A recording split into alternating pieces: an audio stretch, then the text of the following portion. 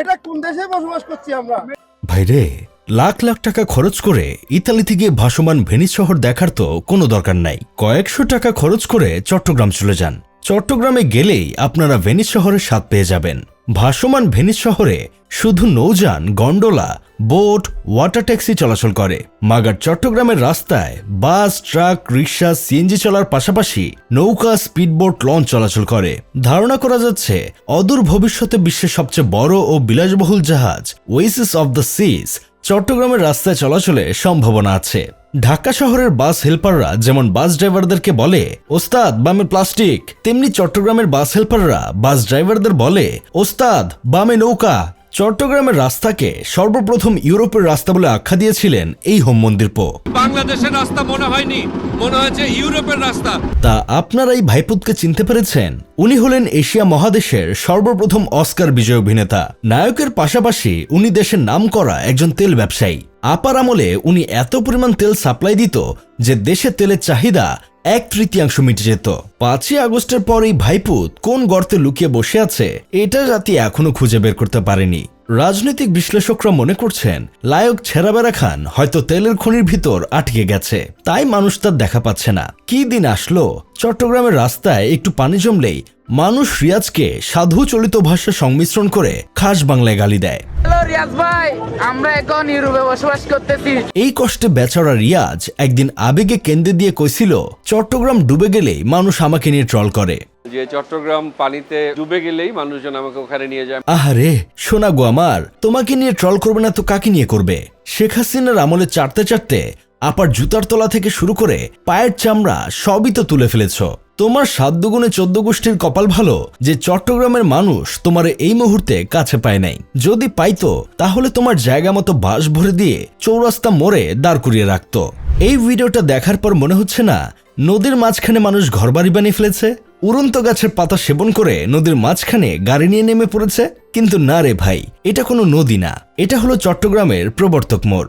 যে রাস্তা দিয়ে শত শত গাড়ি চলাচল করে সে রাস্তায় এখন বুক সমান পানি।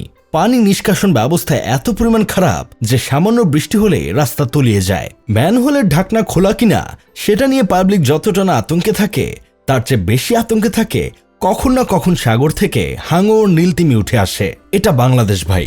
বাংলাদেশের রাস্তায় তিমি মাছের দেখা মিললেও অবাক হওয়ার কিছু নেই। সাংবাদিককে এই ভদ্রলোক খুব আফসোস করে বলছিল গ্রাম থেকে এসেছে, কোনো বন্যা নেই, অথচ শহরে বৃষ্টি হতে না হতেই সব ভেসে গেছে। জন্মই আমার আজন্ম পাপ, বাংলাদেশে জন্মানোটা একটা শাস্তি পাপ। এই দুঃখ আর মনে হয় না কোনোদিন যাবে। কপালের দুঃখ এটা থাকবে, এটা মনে হয় যাবে না চিটং থেকে। আর কাউকে দায়ী করার উপায় নেই।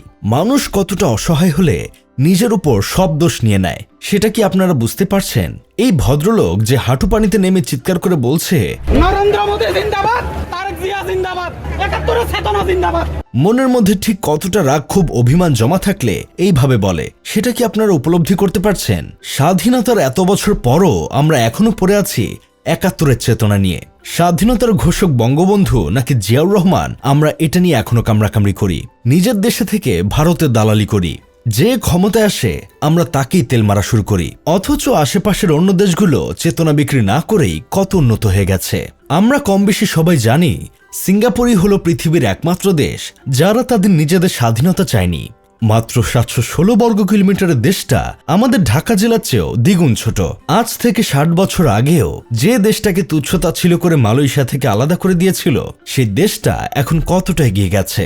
সেই ছোট্ট দেশটি সৎ নেতৃত্ব, শিক্ষিত জনশক্তি এবং মানুষের মেধাকে কাজে লাগিয়ে আজ বিশ্বের অন্যতম উন্নত রাষ্ট্রে পরিণত হয়েছে।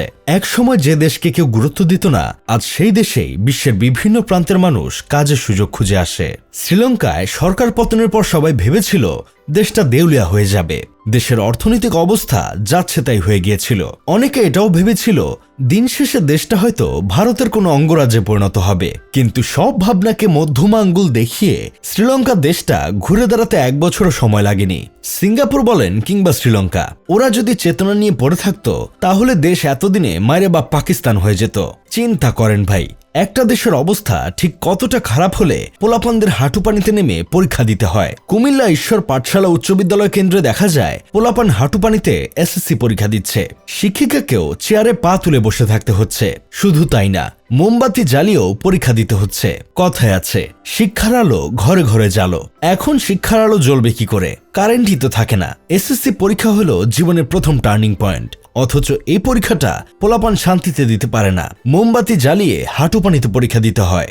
এইসব দেখে আমার বন্ধু কেরামত বলতেছে, এমন দেশটি কোথাও খুঁজে পাবে না কো তুমি, সকল দেশের রানী সেজে আমার জন্মভূমি। এই গানটা যে কতটা সত্য তা বর্ষাকালে আমাদের রাস্তাঘাট দেখলে বোঝা যায়। পৃথিবীর অন্য দেশগুলো জল স্থল দুই জায়গায় চলতে পারে এমন গাড়ি বানাতে কোটি কোটি টাকা খরচ করে, আর আমরা সেই ঝামেলা না গিয়ে এমন রাস্তা বানিয়েছি যেখানে বাস, ট্রাক, রিক্সা, সিএনজির পাশাপাশি নৌকা, লঞ্চ, স্টিমার সবই দিব্যি চলতে পারে। বিদেশিরা অ্যাম্ফিবিয়াস ভেহিকল বানিয়ে প্রযুক্তির বড়াই করে, আর আমরা পুরো রাস্তারই এমন অবস্থা করেছি যে কোনো যানবাহন চাইলে জলযানের রূপ নিতে পারে। দেশের উন্নয়নের গতি এমন পর্যায়ে পৌঁছেছে যে আর কয়েকদিন পর হয়তো বিশ্বের সবচেয়ে বড় জাহাজ হারমোনি অব দ্য সিজও চট্টগ্রামের রাস্তায় হর্ন বাজিয়ে চলবে, আর ট্রাফিক পুলিশ বাঁশি বাজিয়ে বলবে জাহাজটা একটু সাইডে নিন, পিছনে রিক্সার চাপ আছে। চট্টগ্রামের পাশাপাশি ঢাকার রাস্তাঘাটের উন্নয়ন এখন এমন পর্যায়ে পৌঁছেছে যে খুব শিগগিরই ইউরোপ আমেরিকার ইঞ্জিনিয়াররা গবেষণার জন্য বাংলাদেশে আসবে, কারণ পৃথিবীর আর কোথাও এমন রাস্তা পাওয়া যাবে না যেখানে একই সঙ্গে বাস চলে, রিক্সা চলে, সিএনজি চলে, আবার নৌকাও চলে। একটু বৃষ্টি হলেই ঢাকার রাস্তা মহাসাগরে পরিণত হয়। অনেকে এটাকে জলবদ্ধতা বলে, কিন্তু প্রকৃতপক্ষে এটা জলবদ্ধতা না, এটা সরকারের বহুমুখী যোগাযোগ ব্যবস্থার এক অনন্য উদাহরণ। ভাবুন তো, একই রাস্তা শুষ্ক মৌসুমে সড়ক হিসেবে ব্যবহার হচ্ছে, আর বর্ষাকালে সেটাই নদী পথে রূপান্তরিত হচ্ছে। আলাদা করে খাল খননের দরকার নেই, আলাদা নৌপথের দরকার নেই, এক রাস্তা দিয়েই সব কাজ চলছে। এমন উদ্ভাবনী চিন্তা পৃথিবীর কয়টা দেশে আছে?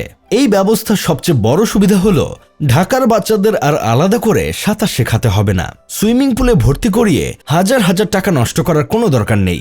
বর্ষার দিনে রাস্তায় নামিয়ে দিলেই হবে। রাস্তা যখন বুক সমান পানিতে ভর্তি, তখন বাচ্চা সাঁতার না শিখে যাবে কোথায়?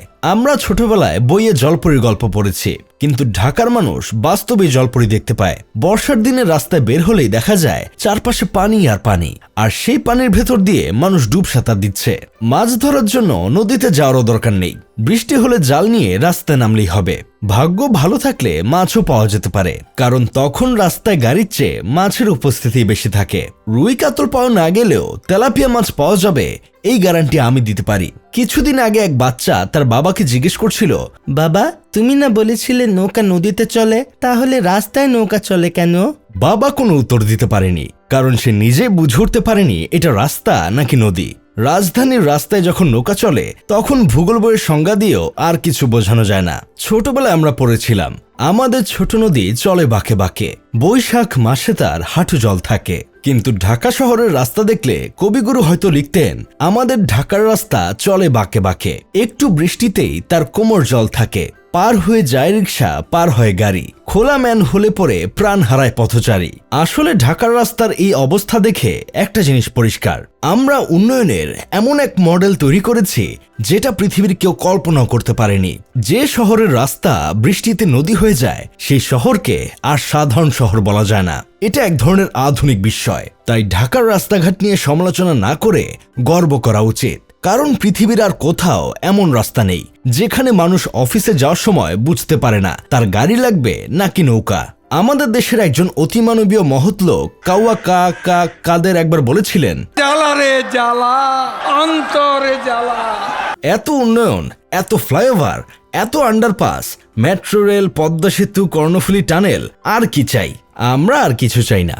ঢাকা শহরে বসবাস করে যে আমরা কক্সবাজারে সমুদ্র সৈকতে থাকার ফিল পাচ্ছি, এটাই তো অনেক। এখন আর টাকা খরচ করে বউকে নিয়ে হানিমুনে কক্সবাজার যেতে হবে না।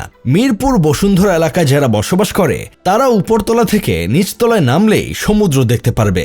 এখন তো ছেলেরা বাবা মায়ের কাছে আবদার করে একটা R15 বাইক কিনে দেওয়ার জন্য, কিন্তু কয়েকদিন পর ছেলেরা বাপ মায়ের কাছে স্পিডবোট কেনার জন্য আবদার করবে। যাই হোক, শেষমেশ আমি গোলাম হোসেন একটা কাজের কথা কই, আমরা সরকারকে যতই গালাগালি করি না কেন, দোষ আমাদের নিজেদেরও আছে। পানি নিষ্কাশনের ড্রেনগুলো সরকার এসে ময়লা করে না, আমরা নিজেরাই প্লাস্টিকের বোতল আর পলিথিন ফেলে ময়লা করি। দেশে উন্নয়নমূলক কাজগুলো তখনই সম্ভব যখন আমরা উন্নয়নমূলক কাজগুলোকে ভালোভাবে রক্ষণাবেক্ষণ করতে পারবো। দায়িত্ব শুধু সরকারের না, দায়িত্ব আমাদেরও নিতে হবে। নিজেরা সচেতন না হলে যে সরকারি আসুক, উন্নয়ন সম্ভব হবে না। ভিডিওটি ভালো লাগলে লাইক দিন এবং আমাদের চ্যানেলে নতুন হয়ে থাকলে সাবস্ক্রাইব করে বেল আইকনটি টিপুন, যাতে পরবর্তী ভিডিওটি আপনার মিস না হয়। ধন্যবাদ আমাদের সাথে থাকার জন্য। দেখা হবে পরের ভিডিওতে। আল্লাহ হাফেজ।